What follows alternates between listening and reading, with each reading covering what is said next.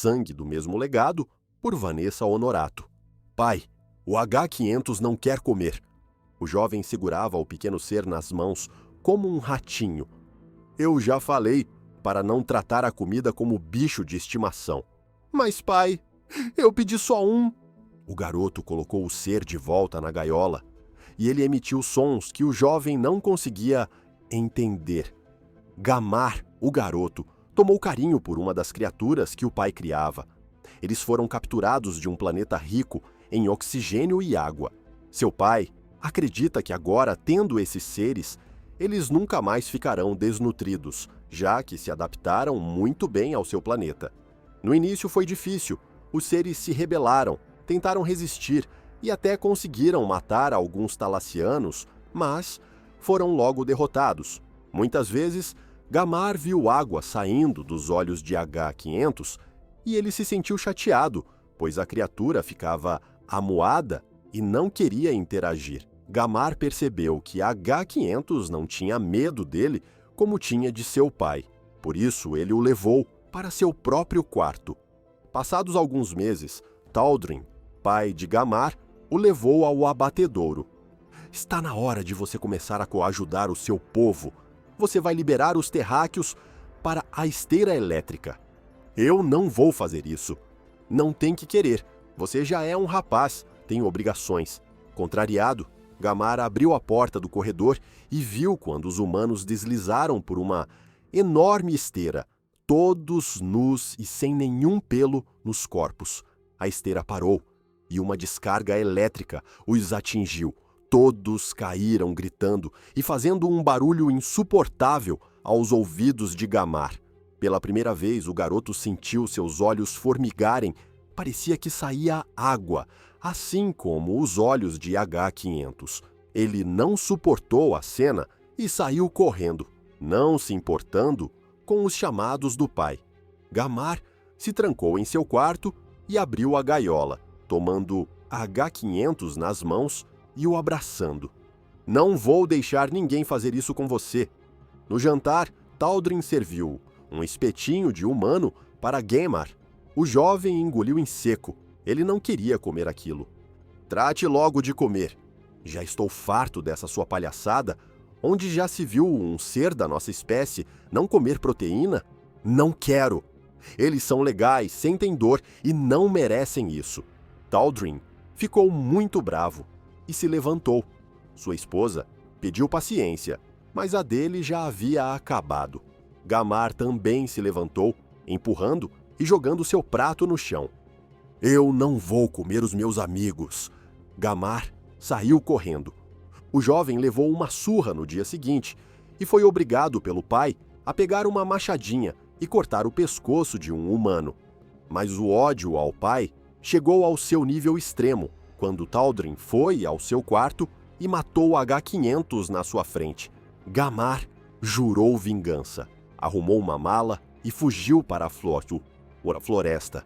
Viveria ali até se tornar um adulto e poder enfrentar seu pai como ele merecia. Com o passar dos anos, Gamar ia roubando alguns humanos e se aliando a eles, e também outros alienígenas se juntavam com o mesmo pensamento e propósito. Queriam a paz, queriam a liberdade para todos os seres vivos. Se podiam comer do que a própria natureza oferecia, por que matar outros seres? Anos se passaram. Gamar está pronto para atacar. Seu pai estará preparado para enfrentar o filho. Próxia. História. Vida virtual, por Moacir Rodrigues. Elson perdeu todos os movimentos do corpo após um acidente de carro. Além de tetraplégico, ele não mexia sequer um dedo. As únicas coisas que se moviam lentamente eram suas pálpebras, nada mais. Era um morto-vivo, prostrado em cima de uma cama, sem nenhuma possibilidade de sobrevivência. Mesmo seu cérebro funcionando normalmente, a qualquer momento poderia ir a óbito. O único meio de comunicação entre ele e a família era um chip instalado em sua cabeça, que enviava para um computador as suas informações do pensamento, já que não emitia nenhum som com a boca. Tudo era lido na tela. através de textos formados por palavras e que eram digitados automaticamente, seguindo o que seu cérebro determinava. Era como se ele próprio estivesse digitando o que lhe era perguntado. Seus olhos permaneciam ora abertos, ora fechados. Nenhum ar de riso ou de tristeza. Somente lágrimas fluíam em determinados momentos. A princípio pedia para provocarem a eutanásia, mas quando descobriu que ao colocarem um novo equipamento acoplado ao chip, ele via imagens e conseguia se locomover virtualmente, desistiu de morrer. Era como um milagre em sua vida. Elson conseguia andar, dirigir e até voar. Seres robotizados povoavam as imagens que ele via e até conversavam com ele. Era como se não estivesse semi-morto, podia agora ter uma vida saudável, mesmo estando preso a uma cama. E ele explicava tudo isso com palavras digitadas na tela do computador. Elson estava vivendo normalmente em um mundo paralelo, um mundo virtual. Prosa e História, o Covil do City, por Alex Raimundo. Nos episódios anteriores, que você não viu porque estava perdendo tempo assistindo The Acolyte, o mestre Jedi Tarja Durgen e seu assistente, não Padawan, assistente, Kleist Mundur, partem em busca do mítico planeta Alikar, desaparecido há milhares de anos, após a passagem do mestre Sith e autor de livros de autoajuda, Darth Baith. Seguindo a trilha do vilão, a dupla chega ao jovem planeta Palateli, impactado milhões de anos atrás por um asteroide composto basicamente por Kyberita. A rampa ventral do cruzador Blok-Tassei desceu até tocar na superfície poeirenta de Palateli, usando máscaras de oxigênio, já que a atmosfera do planeta não era respirável. O mestre Jedi Tarja Durgen e seu assistente, Kleist Mundur, desembarcaram olhando para todos os lados, mas não havia nenhum sinal de movimento no fundo daquela cratera, criada há milênios pela queda de um asteroide composto basicamente de Kyberita.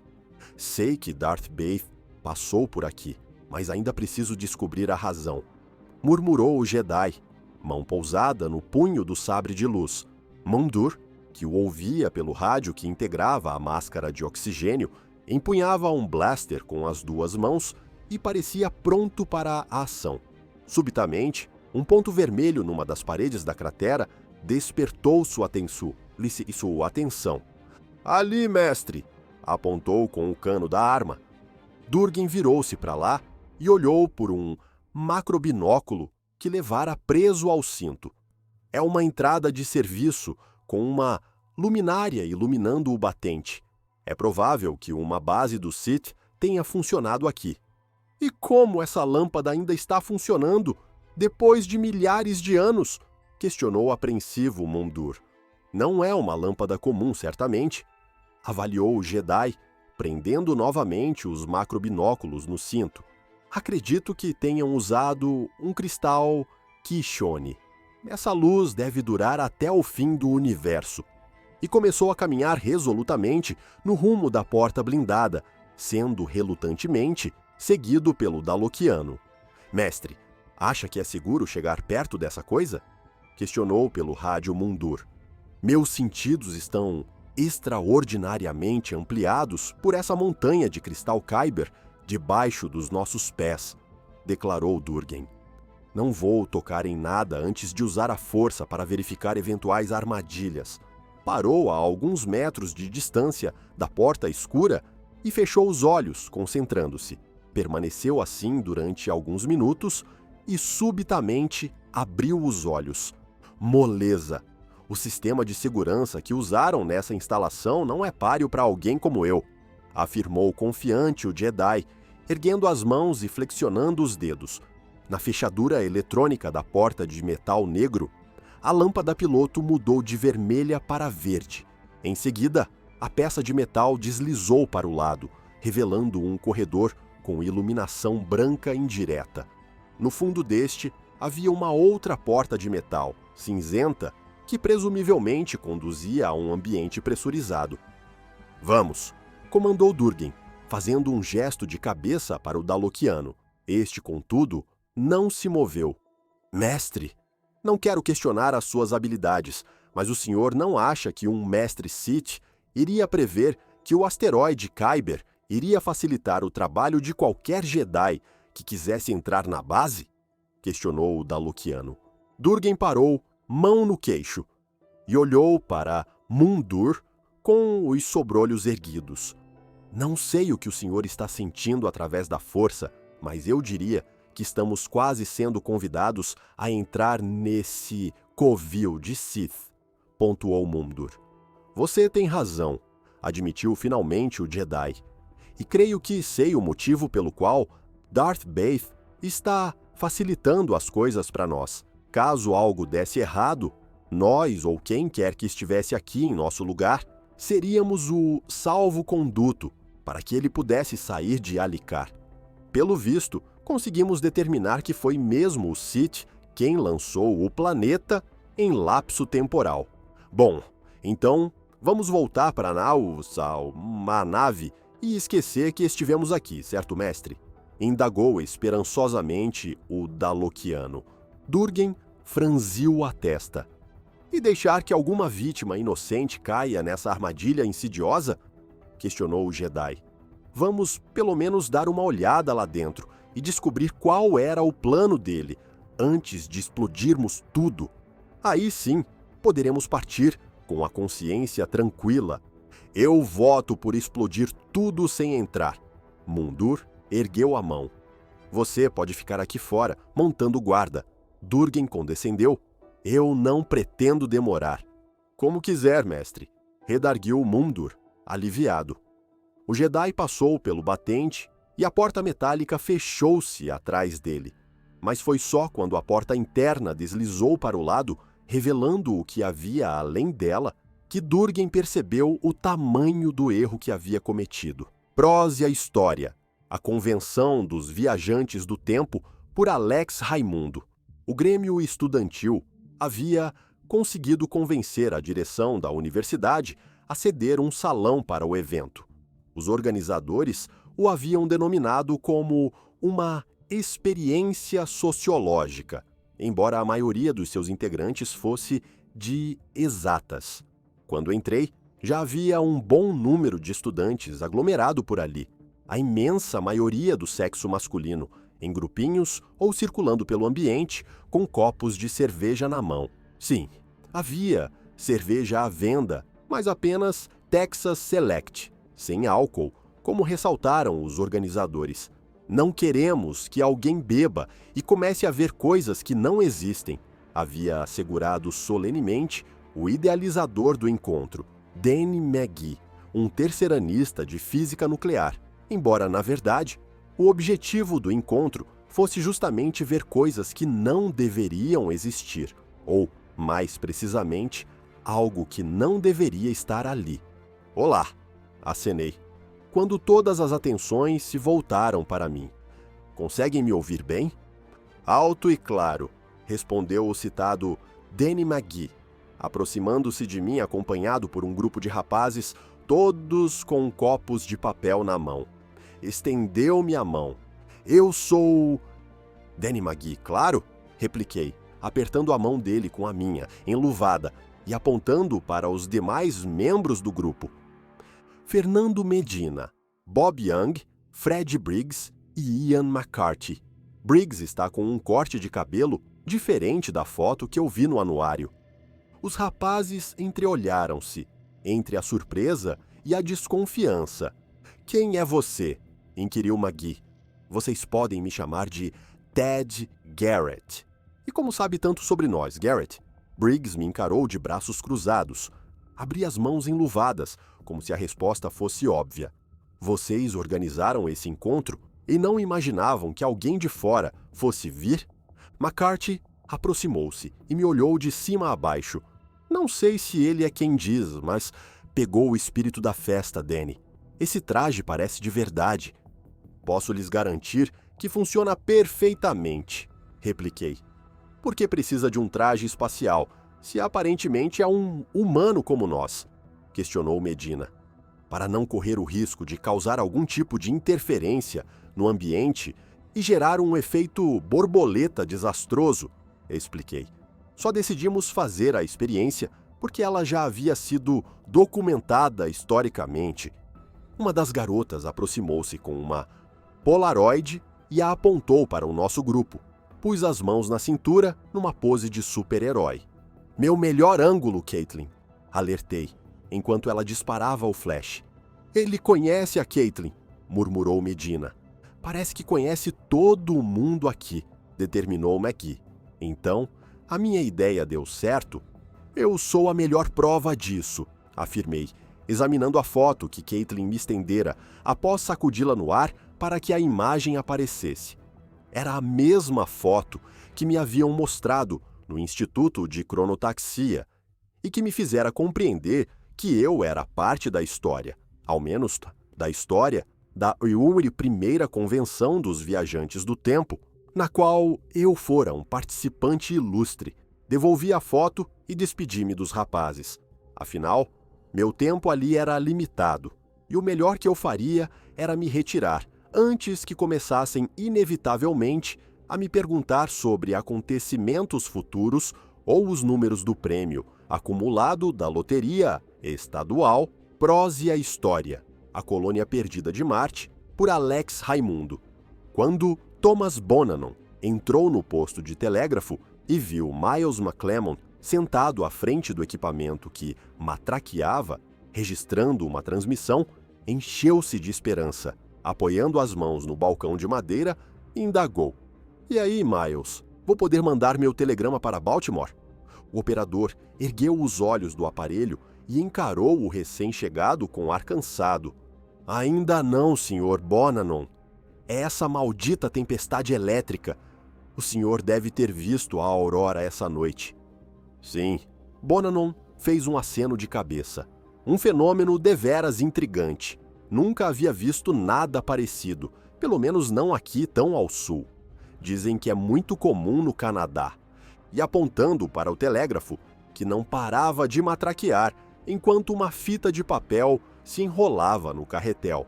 Mas essa coisa não está funcionando, afinal? McClelmont abriu as mãos. Está e não está, Sr. Bonanon. Eu já desliguei a bateria e continua funcionando sozinho, faz horas. Está funcionando sem bateria? Questionou Bonanon, incrédulo.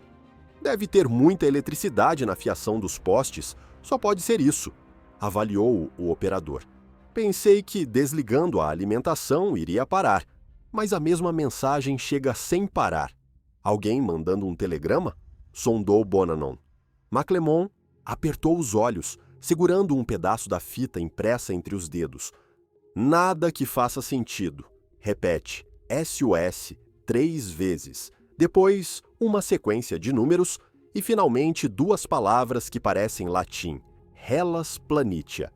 Que o aparelho esteja funcionando sem alimentação pode ser realmente efeito da tempestade elétrica, mas essa transmissão, alguém tem que estar transmitindo, correto?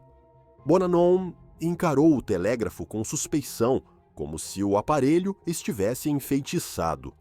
Sim, alguém, assentiu o operador. Alguém que não se identificou. Bem, vamos ter que esperar para ver até onde isso dura. Ambos não tinham como saber, mas os efeitos da tempestade elétrica durariam até o dia seguinte. Antes disso, porém, o rolo da fita de papel do telégrafo foi inteiramente gasto com a recepção da mensagem misteriosa. Você vai gostar de ver isso, Nia Wesley, anunciou Sérgio Lara, exibindo uma caixinha de madeira escura. Wesley Carter, o interpelado, apanhou o objeto e abriu a tampa. Dentro havia um pedaço enrolado de fita de papel de telégrafo e um cartão com anotações à tinta, ambos amarelados pelo tempo. Isso é mesmo de 1859? Questionou encarando a fita, mas sem coragem de tocá-la. 1º de setembro de 1859, assegurou Lara com orgulho. Um antepassado da minha mãe era operador de telégrafo no interior de Maryland e guardou essa mensagem como recordação. A transcrição está no cartão. Carter pegou o cartão e examinou-o frente em verso. Franziu imediatamente a testa. Cara, isso não pode ser de 1859, embora seja a data que está escrita no cartão. Como assim? Inquiriu Lara. Aqui diz SOS, repetido 3 vezes. Suponho que seja um pedido de socorro, correto? Lara deu de ombros. Não sei o que meu antepassado pensou. Ele só transcreveu o que estava em Morse, na fita. A observação desconcertou Carter. Bem, sim, porque o sinal de SOS é uma invenção do início do século XX. Nunca que alguém iria mandar um pedido de socorro com SOS em 1859. Puxou o celular do bolso e fez algumas consultas rápidas na caixa de busca. Sim, o SOS virou padrão em 1906. E quanto a Hellas Planitia? Ergueu os olhos do celular e encarou Lara. É uma cratera enorme, em Marte. E esses números depois do SOS são coordenadas dentro da cratera. Lara ergueu os sobrolhos. Alguém em Marte mandou um telegrama para o meu tataravô em 1859, usando uma convenção de radiotelegrafia de 1906 e com um nome para a cratera, que só foi inventado por volta de Airatiu em Nutrierupati Eru. Devolveu a caixinha para Lara e comentou: Sugiro que você guarde isso com todo o cuidado. Ainda não aconteceu, mas se algum dia tivermos uma colônia em Marte, em Hellas Planitia, é possível que eles mandem um SOS que vai chegar à Terra na época errada, muito antes que alguém possa mandar ajuda.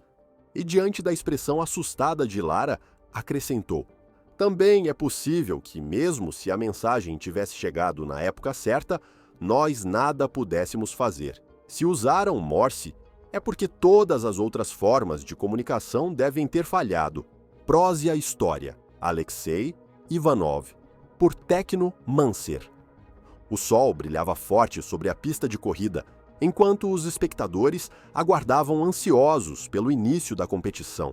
Entre os atletas, um jovem se destacava não apenas pela sua velocidade, mas pela determinação que reluzia em seus olhos. Seu nome era Alexei Ivanov, um velocista promissor que sonhava em se tornar o mais rápido de todos os tempos. Com o passar do tempo, Alexei começou a alcançar seus objetivos, acumulando vitórias e quebrando recordes. Contudo, sua ambição era insaciável. Ele desejava mais do que apenas ser um campeão. Queria ser lendário. Foi então que ele recorreu a um cientista renomado, doutor Victor Martinez, que propôs uma solução radical: a inserção de nanorobôs em seu corpo para melhorar ainda mais seu desempenho. Inicialmente relutante diante dos riscos, Alexei se deixou seduzir pela promessa de grandeza. Ele concordou com o procedimento, sem saber que a tecnologia utilizada fora, originalmente, criada para o tratamento de pessoas com deficiência, uma tentativa de restaurar funções motoras perdidas. Os nanorobôs, no entanto, foram adaptados para potencializar as habilidades físicas de Alexei. Em pouco tempo, Alexei tornou-se uma verdadeira força da natureza nas pistas, deixando seus competidores para trás com uma facilidade assombrosa. O mundo todo assistia maravilhado ao surgimento do atleta mais rápido da história. No entanto, sua ascensão meteórica não passou despercebida. Enquanto Alexei continuava a conquistar títulos e glória, a mídia e outros profissionais da área começaram a levantar suspeitas sobre seus feitos sobre-humanos. Rumores de doping e uso de tecnologias ilícitas começaram a circular, manchando a reputação do atleta. Para alguns, ele era amado como um ídolo, para outros, odiado como um fraudador. Ignorando os avisos do doutor Victor sobre os perigos dos efeitos colaterais, Alexei insistiu em mais melhorias. Implacável, ele pressionou o cientista a realizar procedimentos ainda mais arriscados. Dr. Victor advertiu sobre os perigos de ultrapassar os limites do corpo humano, mas Alexei estava cego pela sede de glória.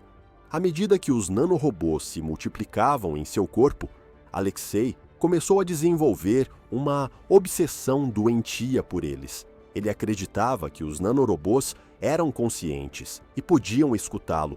Ele passava horas em conversas mentais com os nanorobôs, convencido de que eles eram seus aliados e confidentes.